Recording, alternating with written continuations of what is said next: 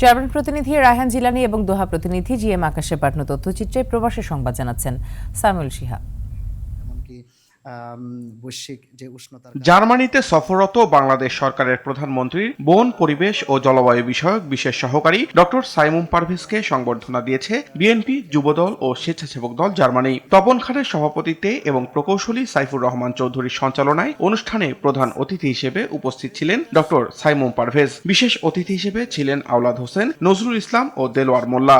বক্তারা পরিবেশ সংরক্ষণ, বনায়ন ও জলবায়ু পরিবর্তন মোকাবিলায় ডক্টর পারভেজের গুরুত্বপূর্ণ অবদানের প্রশংসা করেন। অনুষ্ঠানে সংগঠনের বিপুল সংখ্যক নেতাকর্মী ও শুভানুধ্যায়ী উপস্থিত ছিলেন।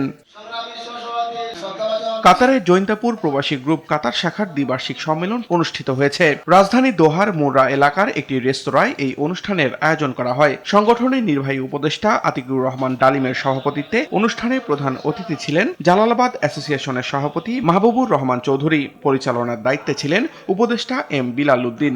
সম্মেলনে বিনা প্রতিদ্বন্দ্বিতায় 5 সদস্যের নতুন কমিটি গঠন করা হয়। কমিটিতে সভাপতি হিসেবে সুলেমান আজিজ, সিনিয়র সহসভাপতি হিসেবে নুরুল আমিন, সাধারণ সম্পাদক আয়াতুল্লাহ, সিনিয়র যুগ্ম সম্পাদক হোসেন এম আলমগীর এবং সাংগঠনিক সম্পাদক পদে নির্বাচিত হন মুশাহিদ আলী। অনুষ্ঠানে আহমেদ নবী নোমান, আব্দুল নূর আজাদ, জালাল উদ্দিন, খলিলুর রহমান, আব্দুল ওয়াহিদ, কামরুল ইসলাম, সালমান আজিজ, জসিম উদ্দিন, তোফায়েল আহমেদ সহ আরো অনেকে উপস্থিত ছিলেন।